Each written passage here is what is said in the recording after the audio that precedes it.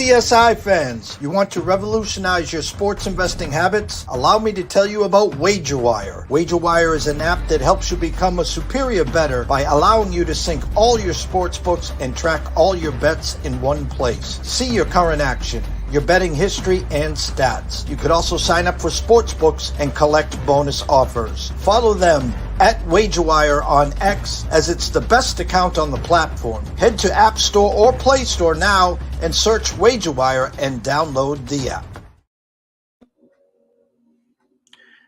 Good morning, sports fans from all around the globe. I am the host, Jeff Dawson, East Coast Sports Investors, and it's that time of the week for the Breakfast Bankroll with Brady Kannon and Tyler Wyatt. An hour early. Life gets busy, and, we have other things to do in life instead of just coming here and talking sports. And I got to give a shout out to Brady for reaching out last night, and we were able to make the accommodations to make this fit.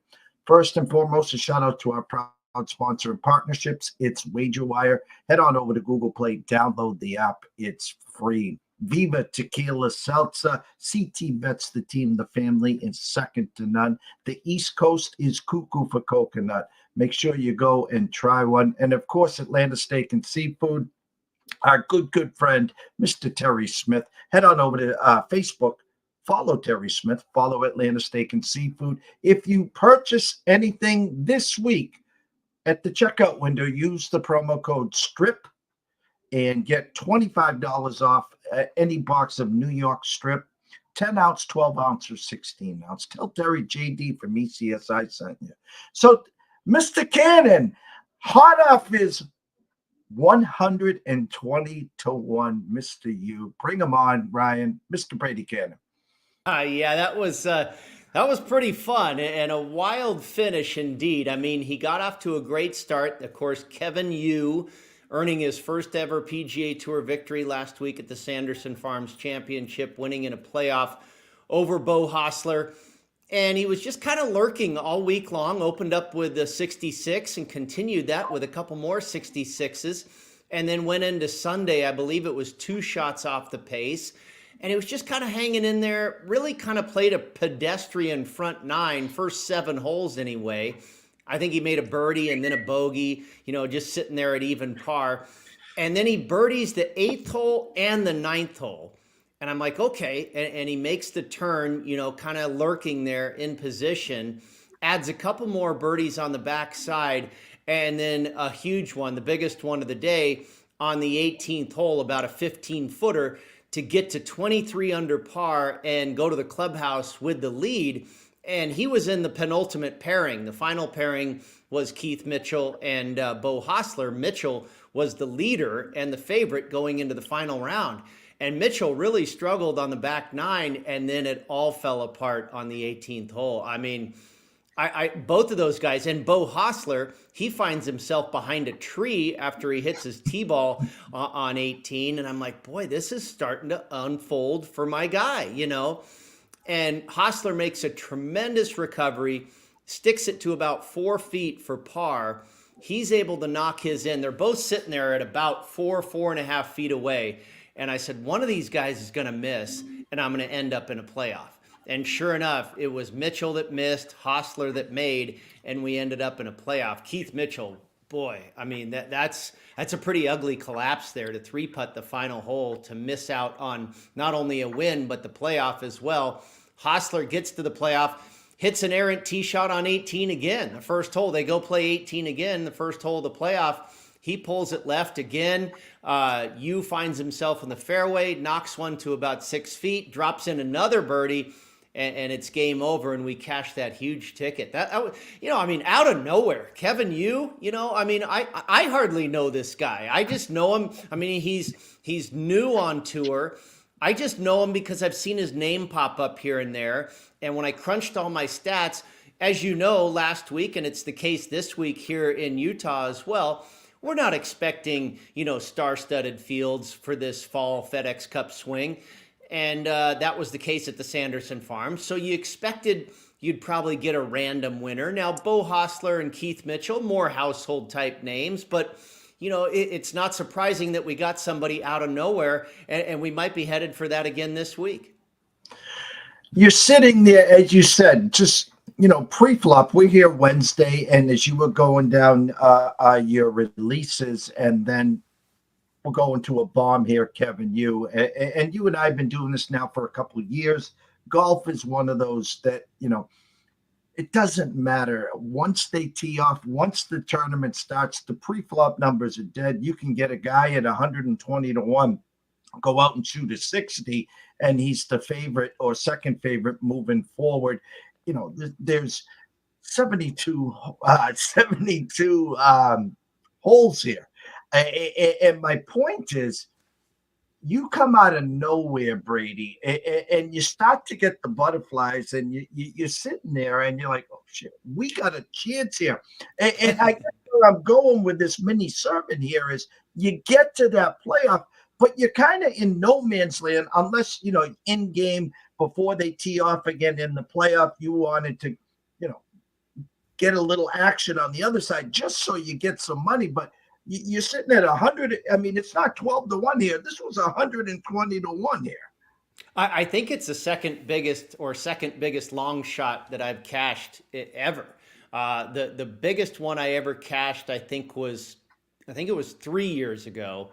It's 2021 or 2022, right in there. It was this fall swing again. I actually hit 3 winners in a row. That was the only time I've ever done that too.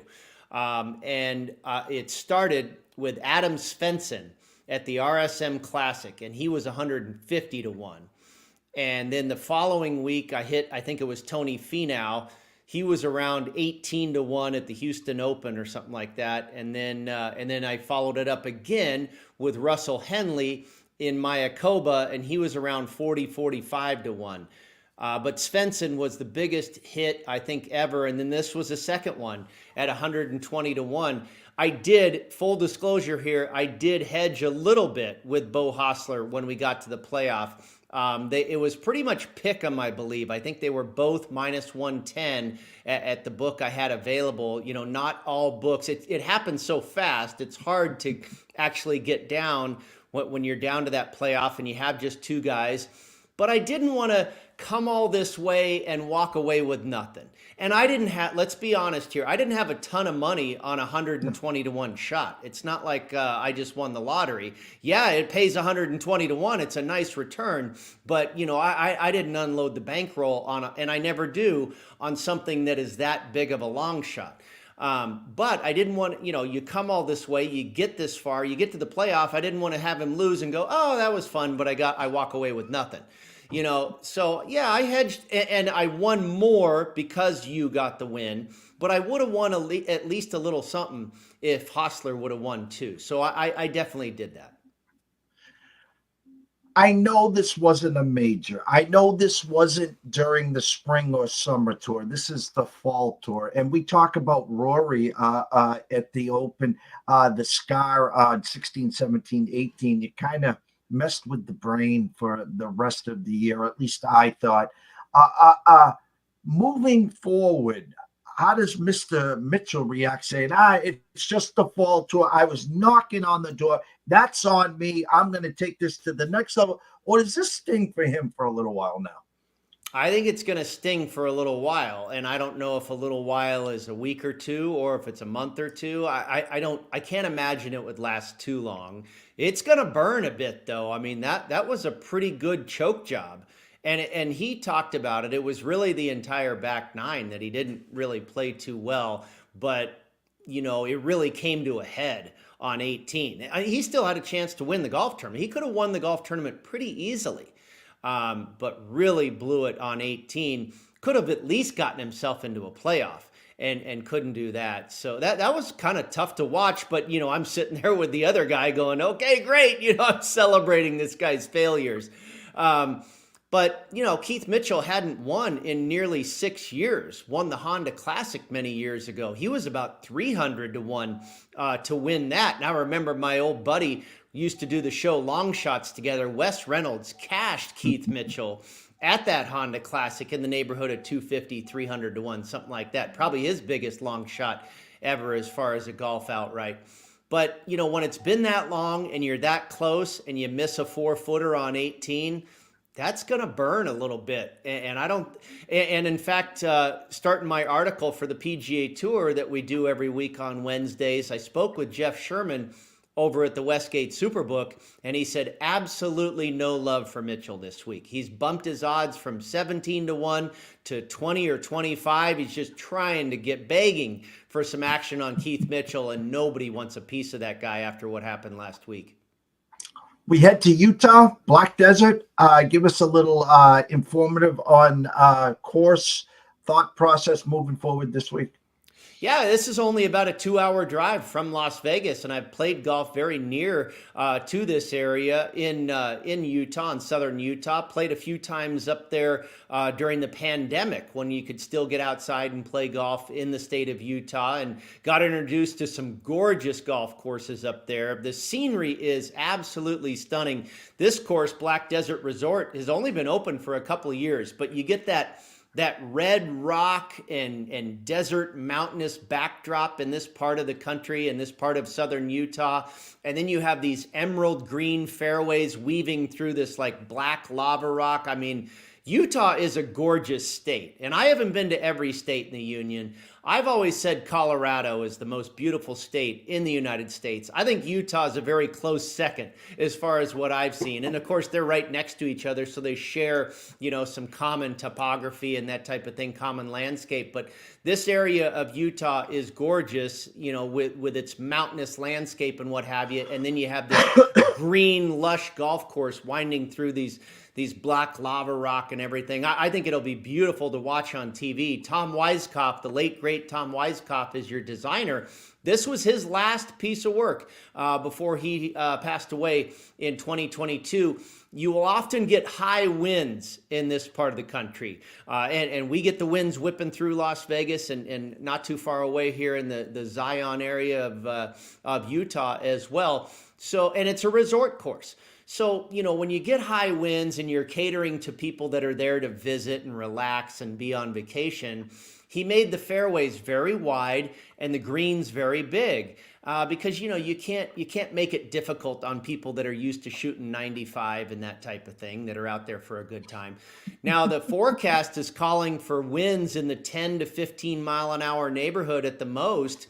So you put tour pros on a course with very little wind and wide fairways, and I see this thing possibly being a birdie fest. It's about 7,400 yards at the length of the course, but they're at 3,100 feet of elevation, so it's going to play shorter. It's probably going to play closer to 7,000 yards, which is pretty short for a PGA Tour player. Par 71. And again, very wide fairways. I mean, some of these fairways are as much as 70 to 100 yards wide. Pretty tough to miss a fairway that wide. Now, strangely enough, again, in speaking with Jeff Sherman at the Westgate, people are betting the over on total score. He opened it at 262.5, meaning 21 under par. And they bet the over. He's now at 263.5, meaning it's down to 20.5 under par. Last week he set the number at last week he set the number at 18.5, 23 under, won it. I kind of think he might get beaten on this one again. I think we're headed for 22, 23, maybe even 24 under par. I'm surprised some of the initial action came to the over here. Not that he's going to get beaten. He might win. He might beat those bettors. I think it's going to go lower than what the initial action was there at the Westgate. These guys betting that the score is going to be, 20 under par or even less. So We will see, but I think we've got a beautiful visual experience on our hands and some low scores in the making here with, again, another watered down field, a lot of names that you might not recognize. But I think it's going to be fun. And, just a couple hours away up the street there to the northeast in Utah. And then next week we come right here to TPC Summerlin in Las Vegas for the Shriners Children's Open. Are you teeing off as well then? Yeah, no, I actually did play this Monday, but I still fall into the category of guy that enjoys a resort course. I'm not quite a tour player yet. I like the wide fairways.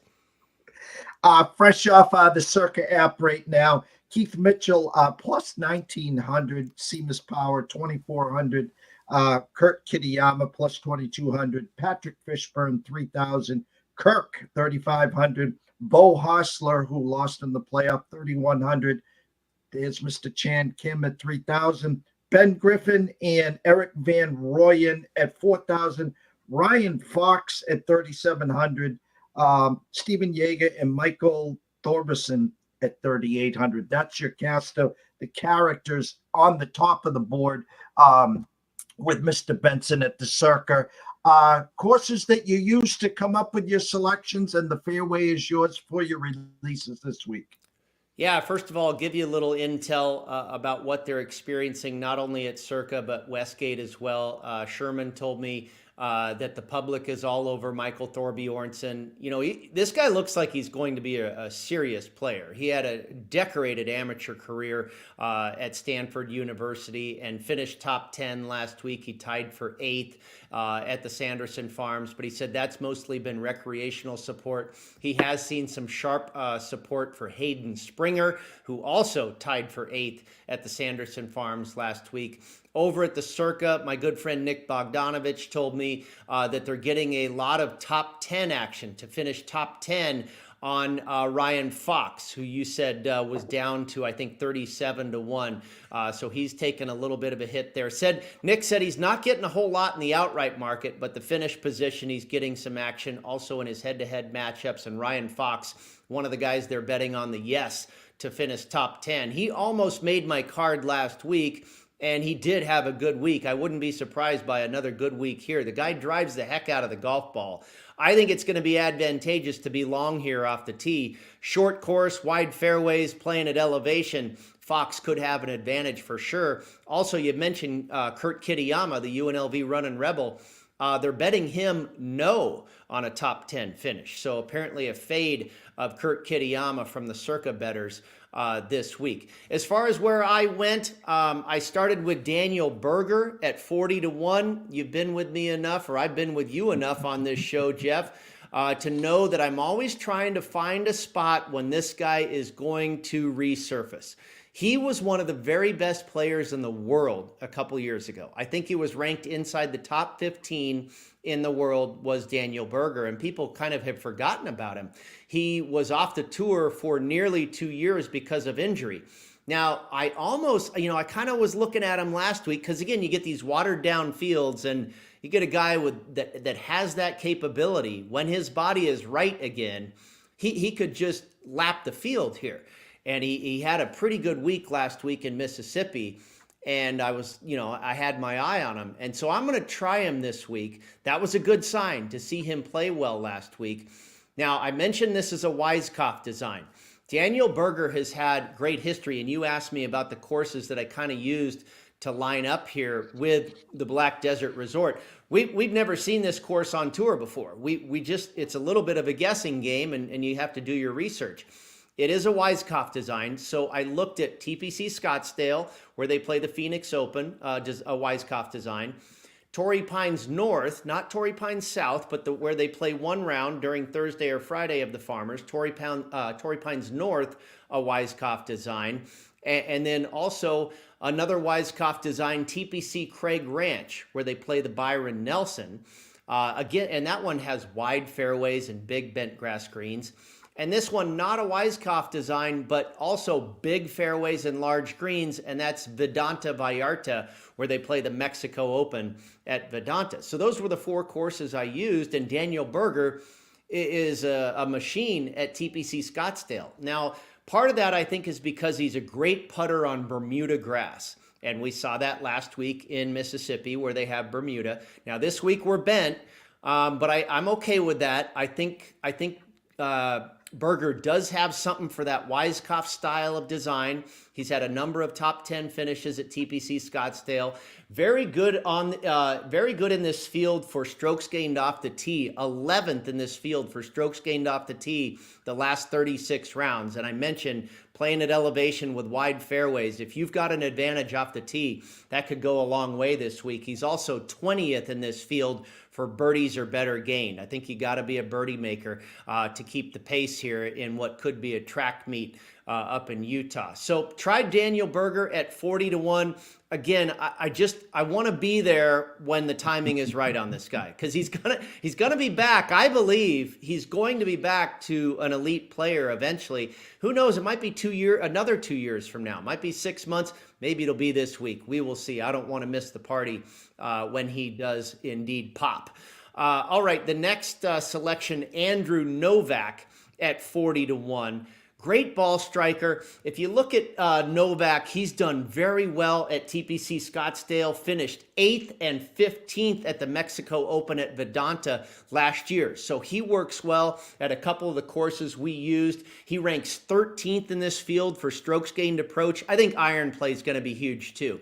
These greens are so big, they're not going to be hard to hit. Greens in regulation is not going to be a difficult thing, but you've got to really be dialed in on those irons to get it close to the hole and create birdie opportunities. And Novak is very sharp with the iron play. Also 9th in this field for birdies or better gained, and 12th in this field for strokes gained putting on bent grass. So he checks a lot of boxes for me, does Andrew Novak. Had a good finish last week. I think it was top 25 or top 30 at the Sanderson. This guy has been knocking on the door, even going back to last season, or I should say earlier in 2024. He had a number of good top 10, top 20 finishes, and then kind of dried up a little bit and cooled off. But now, again, in these fields that are watered down, I think he is one of the classier players, and you can just see by the stats there, I think he makes some sense and could flash this week in Utah as well. Then I drifted a little higher to a couple of guys at 55-1. Justin Lower. This guy's a real birdie machine. Finished top 30 last week at the Sanderson, a top 10 finish prior to that in Napa, top 25 finish at the Byron Nelson, again at TPC Craig Ranch. And then you also look at what he's done on the par fours. You've got 11 par fours here, and most of them are in the neighborhood of 450 to 500 yards. But when you factor in the elevation, that turns into about 400 to 450 yards. And if you look at what Lower has done, he ranks 5th in this field for strokes gained on the par fours from 400 to 450 yards. So I think that makes a lot of sense for him there. One of the best putters in this field, ranking 5th for strokes gained putting on bent grass greens. And I mentioned this guy's a birdie machine as well. So I think he's got a lot of the characteristics that should work here this week. And he's in good current form with a couple of nice finishes so far during this FedEx Cup fall. And then finally, I kind of like the angle on this one, also at 55-1, Harry Hall. We saw Harry Hall flirt with a win at Colonial a couple of years ago. I think he was in a playoff there against Emiliano Grillo. Grillo ended up winning that one. Hall kind of came out of nowhere. He was relatively new to the scene and flashed there at Colonial down in Fort Worth, Texas. He went to UNLV, so he understands Southwest golf. I'm sure he's played in southern Utah before. He understands the wind. He understands the desert. He knows what's going on, and he is currently a resident of Las Vegas. So I got to believe this guy is very familiar with what's going on just a couple hours up the road, and he is an outstanding putter. If you look at what he's done strokes gained putting here in this field, I'm trying to find it here, strokes gained approach, Okay, I didn't exactly put it in here with the exact numbers, but he's very high in this field for approach, the par fours, and putting. And it was just a couple of months ago that he won down in Kentucky, one of those alternate field events, the ISCO Championship down in Kentucky. I think that was like during the Scottish Open or the British Open or something like that. He was back here in the States recording a win. So he comes off of a win. He's got all the stats that matter here, and he's got the familiarity with the area as well. So I thought Harry Hall made some sense as well. So there's the 4-pack for you. A couple of 40 to 1s, a couple of 55 to 1s. Daniel Berger, Andrew Novak, Justin Lower, and Harry Hall. Got a couple minutes left before you head off. Make sure you tell the boys we all said hi from the East Coast when you hit the floor later today at the convention there. Circa Survivor, rinse, repeat, spin, whatever you want. However, it just doesn't matter. Top 2 favorites last week. San Fran against the Cardinals. I put an asterisk next to it. Earlier this year, a team lost its kicker. It changes the whole dynamics, and they were stuck without Moody for the whole second half. And there was a couple possessions they were stuck in the middle. You can't punt from the 35, and then there was one 4th and 19 or 4th and 23. So Cardinals come all the way back and win that game. Seattle and the Giants, you could tell right away there's something going on after you play the Lions. And now if you play the Lions, the teams that play them next are now 0-4. I hear Seattle played a great game against the Lions on that Monday night game. Come back home to which it should have been a nice get fresh, bounce back spot. Giants first quarter, first possession, I think like an 8.5 minute drive to score. You knew right away Seattle was in trouble. Thoughts about last weekend, and obviously thoughts moving forward this week? Yeah, it's another week of carnage in Circa Survivor, and unfortunately it bit my friend Joe Ranieri at Sports Grid. He was on the Pittsburgh Steelers, and there was only 6 people that were on the Steelers in that Sunday night football game, and yeah, that one was worrisome for quite a while. Dallas really outplayed them quite a bit. Pittsburgh was in that game because Dallas kept turning the ball over, but then Pittsburgh gets a touchdown, they get their act together, and there was still 5 minutes left in the game. And I said, oh boy, this might have happened too early, because Dak Prescott and company have been able to move the ball down the field really throughout the game on, oddly enough, an incredible Pittsburgh defense that surrendered all kinds of yards on the ground to this, of all people, Rico Dowdle had the game of his life against Pittsburgh, one of the best run defenses in the league. Not a lot made sense with that game. Pittsburgh off of a loss at home, and Joe goes by the wayside. It was down to 227 entries left in Circa Survivor, and then another 6 go by the wayside with that Steelers loss late at night. But, you had 14,266 entries to begin with. Now you've got not even 266, 221 entries left through 5 weeks. The inherent value of your ticket that you paid $1,000 for originally is close to $65,000 in value at this point. We're only through 5 weeks of football, and you can start to monetize this darn thing. I saw a guy putting his ticket up for sale. I think I saw it online yesterday, social media or something. He's asking $90,000 for his ticket. I think he wants to retain 10%, and you've got full control of the company. You make all the picks, do whatever you want. Maybe that's not a bad deal. I mean, you would think you've gotten past the worst of it, right? I mean, it can't get any worse from here in Circa Survivor, can it? It just a crazy, crazy contest this year. We've never seen a rate of elimination like that. My team, it's the first time I've ever played Circa Survivor. We're doing, of course, our Las Vegas football contest show. We had 3 entries. We got 1 knocked out in week 1. We moved forward to week 2 with 2 remaining. Felt okay about that. Went all in on the Ravens. They lead by 10 points in the 4th quarter, and they let the Raiders, of all people, come back and beat them, and we're gone. But I don't really have any regrets or remorse, because it's like, hey, there's 14,000 people along with myself that can't figure this thing out. So it didn't feel as bad as like maybe making it to week 10 and getting chopped. It's like, hey, everybody's dead in Circa Survivor this year. So no big deal. But we're doing pretty well in the Westgate Super Contest, knock on wood. So, just hope to keep it rolling here and have another successful week 6. Scroll has been going the whole time, Brady. Everyone here obviously knows where to find you on Twitter at Las Vegas Golfer. But as we always end this segment of the show, tell them where you'll be, where they can get your written work, and of course your schedule on the Sports Grid. Yeah, you can find my article for this week's Black Desert Championship at golf.com. Get a little further detail on what we've discussed here on the program. And then shortly later this morning, early this afternoon at PGAtour.com under Golf Bet, you'll be finding my Prop Farm article there where I speak with a lot of the bookmakers. We referenced a couple of notes in my conversations with them in this show as well. Hoping to make it back from G2E, the Global Gaming Expo taking place in Las Vegas right now. Just an amazing convention with everything gaming you can imagine. And I've been interviewing people all day long for Sports Grid. We will come up with a show to recap the entire week here in Las Vegas at this convention.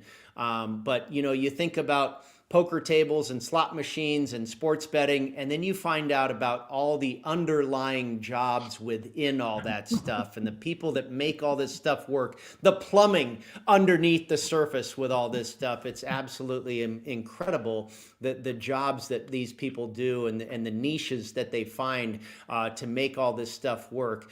Really fascinating. So hoping to be back from G2E in time to jump on the grid at 7:30 Eastern with my friend Joe Ranieri. And then also I will be on at 10 p.m. with our friends Gabe Morency and Cam Stewart. Brady, always a pleasure. Go enjoy yourself. Tell the boys from the East Coast said hello. You got it, my friend. Good to be with you as always, Jeff. And thank you for accommodating my tough schedule today. Anytime. Ryan, let's go to a couple commercials before we bring Tyler on. Brady Kannon at Las Vegas Golfer. Go follow him. See you soon. 2,000 years long, we will never settle. Hard days, no way, with a heavy metal. No time, no fail, won't stop here. Like a torch to a flame when it burns hot. We won't stop, come on, take me higher.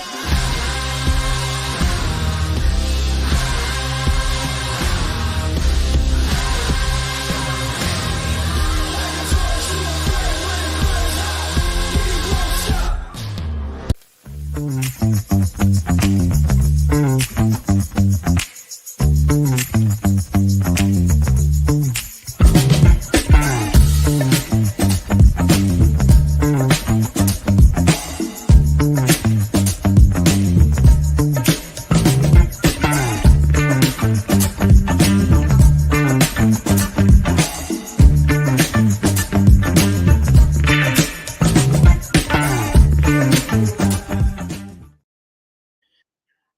Always love our show, of course, with Brady Kannon. We used to do a 3 o'clock or 5 o'clock show on Wednesdays. Now we've moved them up to the mornings. Hats off to him, Kevin. You 120-1. God bless him. As we take care of the fall golf, and we're going to take you right through. I think it's to almost Thanksgiving, and then we'll stick with the football, and then boom, before you know it, 2025, and we're back in season for the PGA. Next guest, of course, every Wednesday, Mr. Tyler Wyatt comes on talking college football. The best in the business when it comes to numbers.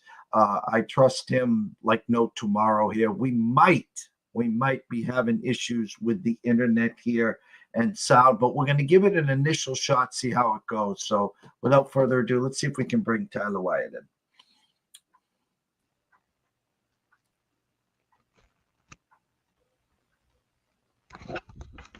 What's going on, JD?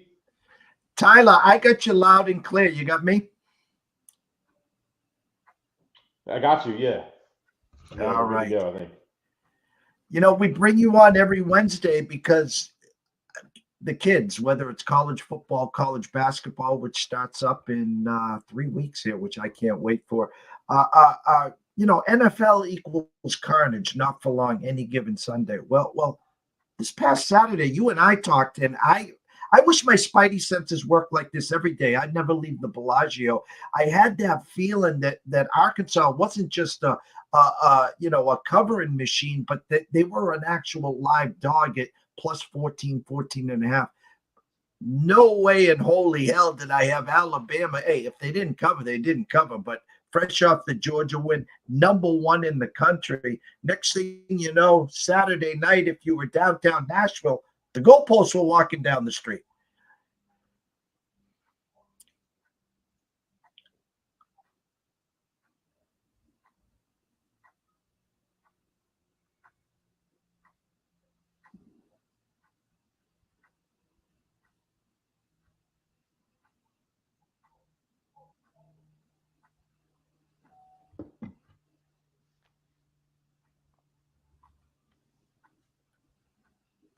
We might have lost him here. We're struggling on the communication here. We'll give it a few seconds. Here we go.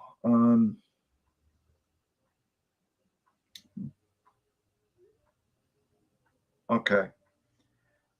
Tyler, try to refresh. Maybe we can get a better connection with a refresh.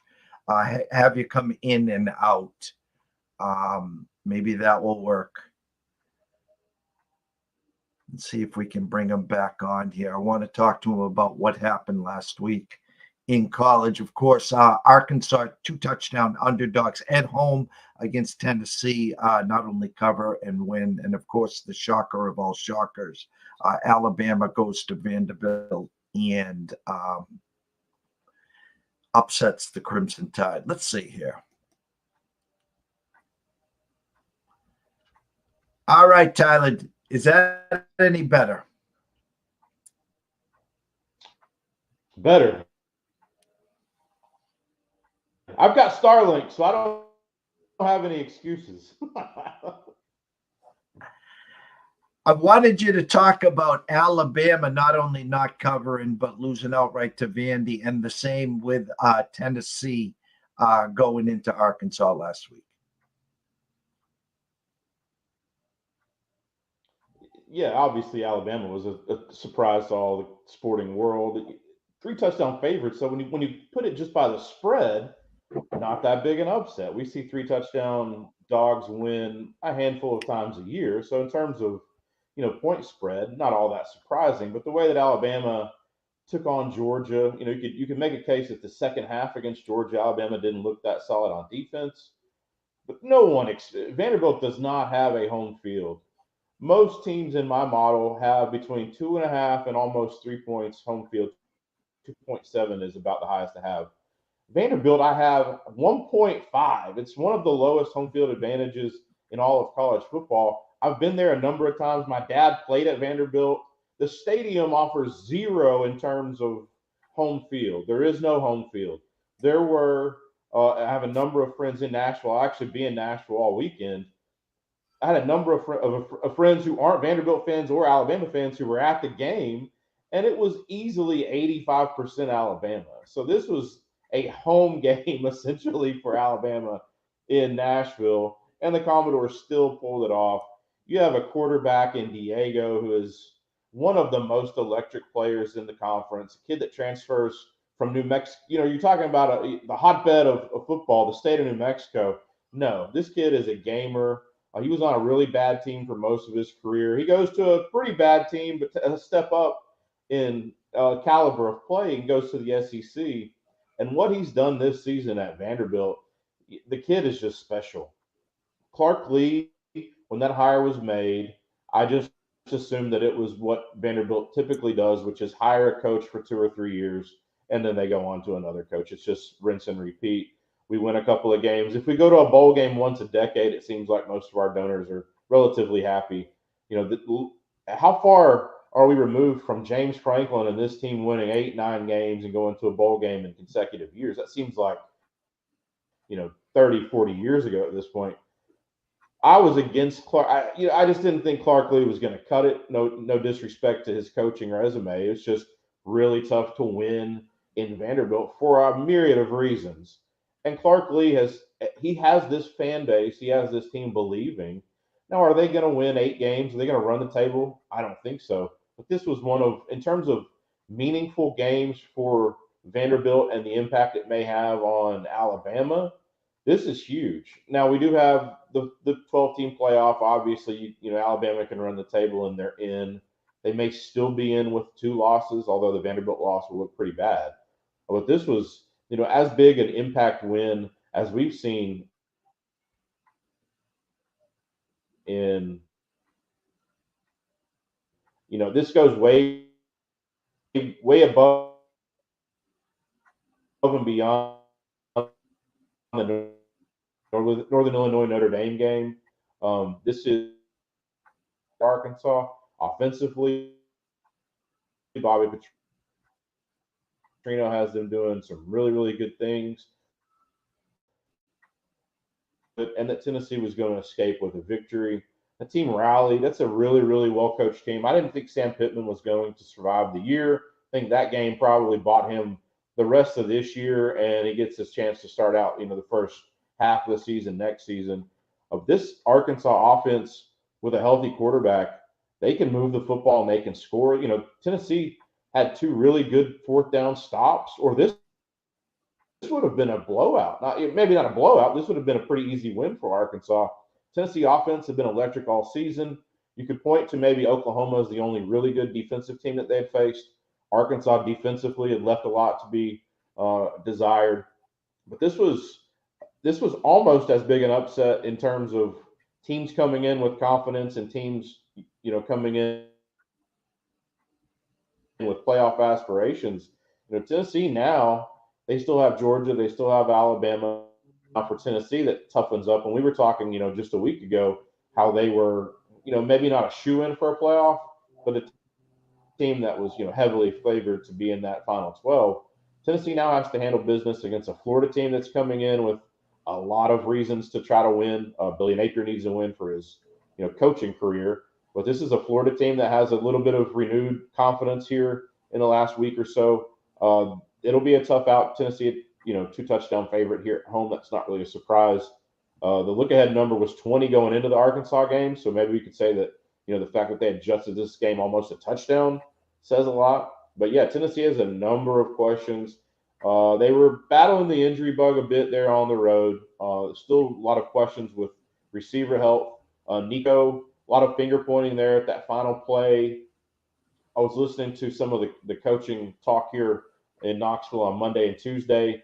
That play, there was a lineman who he thought was downfield, and I think he probably was. So he wasn't afforded the opportunity to pass the ball. It would have been a penalty, and the game would have been over anyway.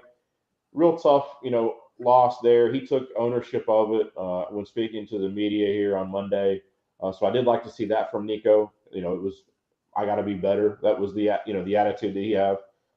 Tennessee, I think it's a win against Florida, but they don't, in 2 weeks, or less than 2 weeks, a week and a half, they'll have an Alabama team that is going to be really, really frustrated. Alabama, they can't afford to mess up anymore. Neither can Tennessee. So that game here at 3:30 in a week and a half will be a really good one. But neither one of these teams can afford to look too far ahead in the schedule. Tennessee needs to focus on Florida, or they could find themselves in a dogfight there late in the second half against a Gator team that's really hungry for a win. I'm so glad you brought up the way you did, because I was thinking the same thing, because a handful of weeks ago, we were talking about Notre Dame opening up in A&M and how their schedule set up to go undefeated, and then they're 28-point favorites against Northern Illinois. They lose. So that one loss is almost like 2 losses there. Now you look at what happened to Alabama as a 3-touchdown favorite after just knocking off Georgia. So now you got Alabama, you have Tennessee, you have Ole Miss, and you have Georgia, all with 1 losses. You know what they're going to be saying, Tyler, because these teams are going to lose again. So there's no way in holy hell a 3-loss team is going to get into the final 12. So these SEC teams, they're going to start knocking each other out here, Tyler. Yeah, I think what we're going to see, Ohio State has a really tough game here, obviously, on Saturday. Ohio State and Oregon, one of those teams will have a loss. And then you have Michigan, who, after that, game against Washington, they're going to be a hungry team. They're going to want to try to play spoiler to Ohio State. Maybe they haven't given up playoff aspirations yet.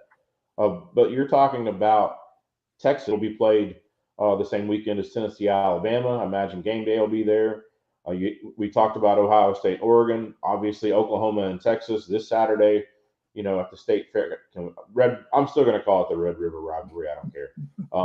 But yeah, these teams at the top 10, essentially, they will all beat each other up. And it's, the question I think now is who's going to be left standing. Whereas 2 weeks ago, we thought there was a clear 4 or 5 teams, and then there was a big gap, and then there was 15 or 20 teams that were going to try to fill those, remaining 6 or 7 spots. Texas has looked really good this season. You could make a case that the Michigan game on the road was, top tier win. I'm not sold on Michigan. I think they're a good team. I don't think they're a great team this season. But there are, every team at this point, maybe short of Texas, has looked like they can be beat. And in the last couple of years, we've had 2 or 3, 4 really dominant teams, and then just a bunch of other teams that were pretty good. We may go to 16 before a year before we were thinking. They're talking about 16-team playoff, in 2026. This season may expedite that into next season. A year and a half or 2 years ago, we were talking, once they agreed on the 12-team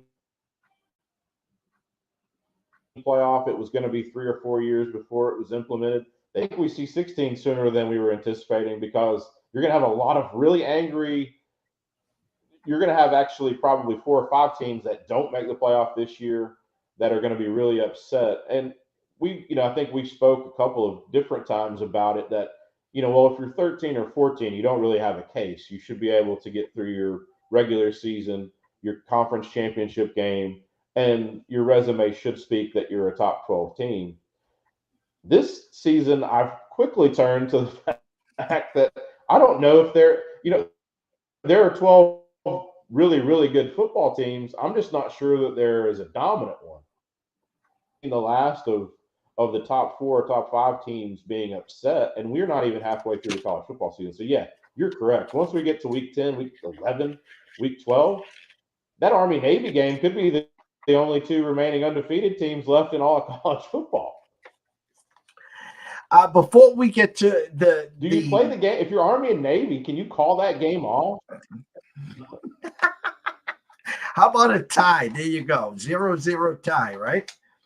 I mean, if you're Army Navy and you're both 11-0, could you just agree to not play the game, and then you're both undefeated and you both get into the playoff? Because I think the loser at that point is probably out, even with the 1 loss. I don't know that that they're in the 12 teams, but I do think that there's a very good chance that one of the service academies is the only team in football that ends the season without a loss. You couldn't ask for a better Saturday schedule. You talked about, of course, the granddaddy of them all, Ohio State traveling to Oregon, Texas, Oklahoma, a big number there. We see rivalry games. You see big numbers like that. You automatically initially say, well, just give me the points. It's a rivalry game here. This is Oklahoma's championship game right now. It would be amazing, not only if they covered, they knocked them off, then everyone in the SEC, all the powerhouses, would have 1 loss here. But I'm going to go through some of the headliners here before we get into your leans this week. Even in Iowa State, West Virginia is a great game. You got Kentucky hosting Vanderbilt, with Vanderbilt coming off, the upset of all upsets there. Florida, Tennessee. Let me see here. I'm just scrolling down the board here. South Carolina, State, Alabama. USC, big game. Stanford, Notre Dame, no thank you. Mississippi, LSU. You talked about Penn State. The list is endless here. Before we dig into your selections here, I mean, I hope you're going to at least have, new batteries in the remote. I mean, I know on YouTube I'll have 4 games going, but I'm not leaving the house. Get me to Sunday morning in London. Absolutely, yeah. Starting yesterday, we have 50+ days straight of college of football, college or NFL. Yeah, Saturday will be a day. I'll be in Nashville, so I'll be on Broadway. I'll have to find a good sports bar with about 30 TVs. But yeah, this Saturday slate is probably the best that we've seen all season. Maybe the best when the season is finished. The entire 24. You mentioned, Penn State, LSU. I think you have 2 teams there that are still, in the conversation of making the playoffs. Yeah, busy Saturday. One of the games that we liked was the Wisconsin and Rutgers game. Circa opened 3. We saw that go to 2.5. We put out all of our projections and leans on Twitter. You can find that at Odds Culture or at Tyler Wyatt Bets. They're both posted pinned to our Twitter profile. I have that game Wisconsin -1, so about 4 points different there. Big one, Texas and Oklahoma. You mentioned the big rivalry, the spread you don't see typically in big rivalry games. You don't see 14, 15, 16-point spreads. I think Circa opened 14 there. They went to 14.5. I've got that game 8.6. You'll have Quinn Ewers and Arch Manning. Who should be at quarterback is going to always be a storyline there. But it's an Oklahoma team that they just and I don't buy a whole lot into historical trends. The fact that in this game, even the really bad team has figured out a way to keep it close. This is a good defensive Oklahoma team. I think they can slow Texas down. I think the changing quarterback was really good there, and I think that was a good win against an okay Auburn team. That out confidence there into this game. Pressure here is all on Texas. Oklahoma can. I don't want to say that they're free rolling this. Oklahoma and Brent Venables, they're not talking about free rolling. They're still trying to figure out a way to somehow run the table and see where their season ends. With the win over Texas, Oklahoma's resume with a loss to Tennessee, begins to change there. They have a win at Auburn, a win against Texas, and not a terrible loss there. Oklahoma's still fighting. I think that number, and that's not just me saying that. Our numbers say that the number should be, south of 10 and not 14. A big one there. Another one that you can find on our Twitter profile. San Diego State opened 2-point favorite. We saw it go to 1.5. I have Wyoming the favorite at home. I have them almost 2 minutes bet down to 15.5. They saw 15. We've seen 14.5. We've seen 14 flat at a lot of books. That number has bounced up and down all over all week. Our number on that game is Tennessee 12.7. So easily a field goal under the 15.5. There's still plenty of numbers available there. And, this is do some things. Their defense has been really bad stopping the run. Tennessee should be able to rely on Dylan Sampson and that duo at running back. But this is a Tennessee team now that has a lot of pressure. They do have the luxury of playing here at home. That'll help. But it is a Florida team that will come in hungry. I think that.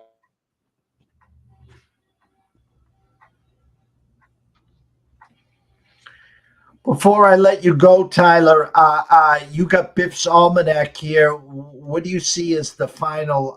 Who wins the Oregon-Ohio State game?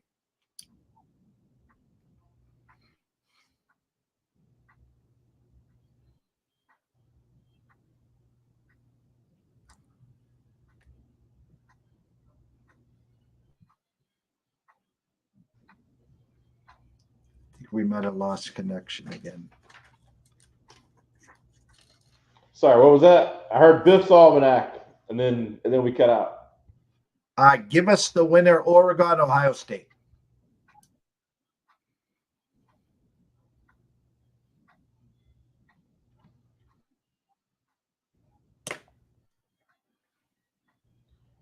Hard not to go with the home team. Our number on that game is pretty in line.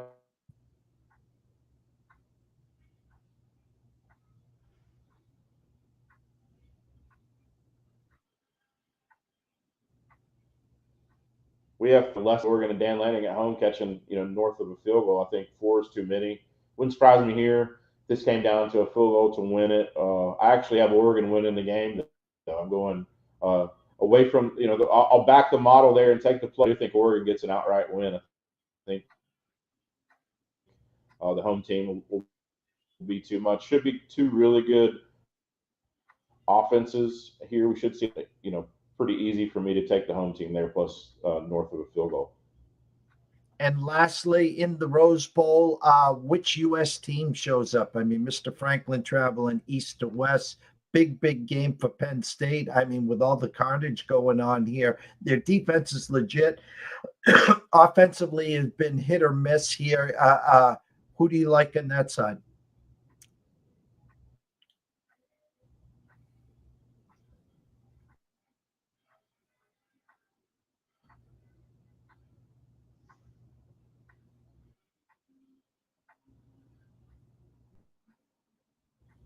Yeah, hard for me to go against our mutual friend Sherapan's Penn State offense. Through the air they've improved. Aller has been, he was just bad for a long time. He's improved. That offense is playing. He's been really good under James Franklin. I don't think no surprise there. But I'm going to go tough win here for Penn State. Wouldn't play either side of it, but I do think Penn State gets a win. I think it'll be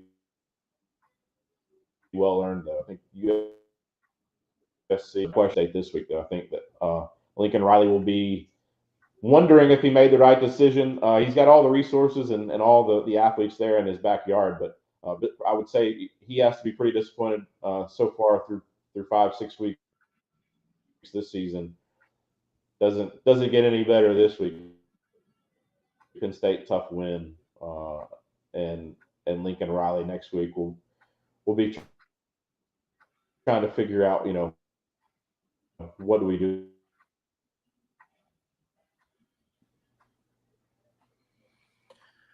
All right, Tyler, stay safe.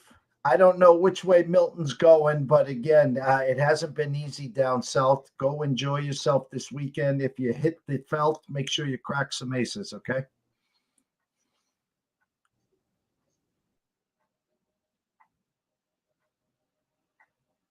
Yeah, looks like it'll be east of us. The low pressure is supposed to come in. Next week. Highs are in the 60s, so we'll east. Newport is about 30 minutes from here. A town that was pretty decimated. Obviously, I'm very close to the North Carolina border. Asheville's about yard where I spend a lot of my time playing poker. That part of the country really devastated. I hope that storm stays east. Thoughts and all of that to a lot of our friends, John Burgess there in Sarasota and Tampa area. That's unfortunately looks like this could be a historic hurricane there. So prayers to anyone that's trying to hold there and hold tight. Get past this week and a couple of weeks with all the weather events. Is we've seen what we're capable of when we come together as just humans and as people. The government we don't always agree about governmental things and what the government can help do. I think you can see, in times of adversity, you see what communities will rally and what we're capable of. So, we got Florida's back. We'll together.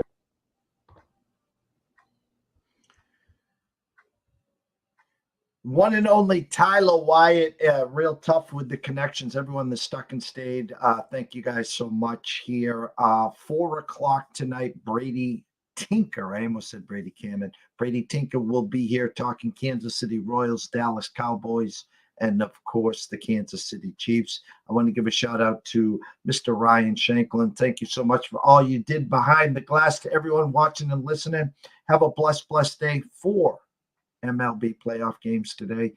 NHL, that's right. ECSI VIPs 2-0 in the NHL, thanks to the Utah club team, I guess, whatever they're calling them, as we get the team total over. So for myself, Jeff Dawson at EC Sports Invest, the one and only Tyler Wyatt,